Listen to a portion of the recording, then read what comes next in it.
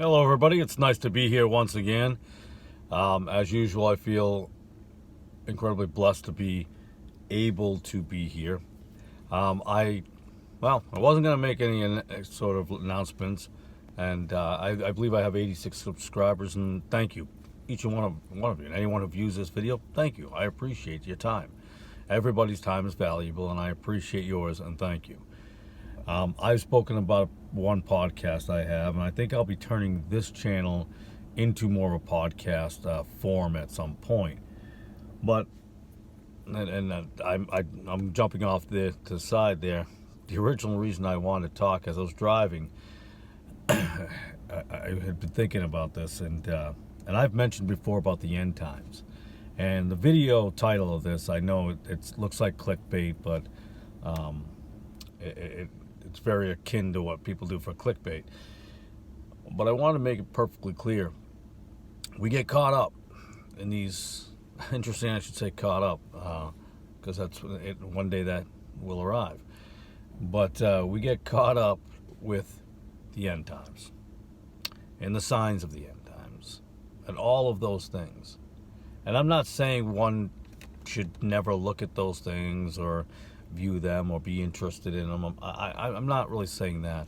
But what I am saying is, we always, to the answer of when is the end times, we don't know 100%. I still stick with my prediction that I think great calamities are going to come upon this earth, of which we've never known, in 2027. And if I'm wrong, I'm wrong. I'm not trying to be a prophet. I don't like doing that, or having some sort of vision. I don't like doing that. I'm not big into that, because there are just so many false people, false prophets, biblically speaking. But I've always felt 2027. And I could be wrong. Absolutely could be wrong. It could be my personal feeling. See, that's when we have to admit sometimes it may be something we personally think instead of something that's been divinely given to us. So I don't know if that's divinely given to me. And someone will say, well, if you had discernment. And then we get into an argument of discernment. But that's not what we're here for. Each one of our end times could be much different than the others. And I've said this before. No one knows the actual end times, when it's all over. And we're looking for those signs. Well, what are you doing in the meantime? Are you following the Word of God? Now, I don't mean, hey, I go to church on Sunday. I read a chapter. I read my devotional. Makes me feel good. Okay. You can read that devotional and still get caught up in the world and doing all worldly things. We're all victims of it. We all make bad decisions. Even as born-again Christians, we let ourselves, slide a little bit, and then you're like, oh, Lord, I am so sorry. I have not made you more important. We're all there. I'm there. Everyone's there. It happens. The important thing is to recognize it, acknowledge it, and change it to where it should be. So, for me, the end times can be any time for everyone. I mean, this COVID-19, which don't get me started, because this video is not about COVID-19, but it should be a lesson that, like any other virus, that your end time could be now. It's any moment. So I think one should focus on following the Bible, doing what's right in God's eyes, not getting involved with the world and all that stuff like that. I've talked about the presidential election. None of that matters. Yes, it matters in the grand scheme of things because there's a plan. God's put into a plan. Whether it be Trump, whether it be Biden, that's not what I'm trying to talk about. I know one is better than the other, but they're both going to lead you in the same to the same spot eventually. So take care of yourself today. Follow the Word of God today. Immerse yourself in the Bible today. Because tomorrow, as they say, isn't promised to anyone. So instead of worrying about the election and all of that, and I'm not saying as a civic duty you shouldn't. I'm not saying that either. I'm just saying don't let that take your time away from the Bible. Do you spend 2 hours a night watching the election stuff and all the coverage? That's 2 hours you could have been immersed in the Bible.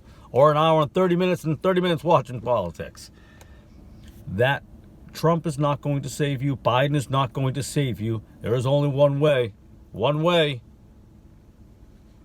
So, I don't want to get heated into this particular video because I'm actually on my way to work. But I wanted to share that, and the fact that then in the upcoming few months, I think there'll be a podcast / YouTube thing that I'm trying to put together and focus more on what we should be all focused on: the Word of God and how to live our lives. Oh, Stephen, are you an expert in running a life? No, but I'm an expert at making mistakes. So if that helps, I'm an expert at making mistakes, and so I know them. I know those. I don't know how to be perfect, but I know how to be imperfect, if that helps anyone. That was my attempt at humor, folks. Listen, the end times is different for everyone until the actual end times. Follow the Word of God. Stay there. Don't get involved in the world. Don't let that take you away from things. Remember, be in the world, not of the world. You know, we're not. We have to go to work in the world, right? It's just a matter of fact. If you're lucky, you work for a place that has the values you do, and that's awesome.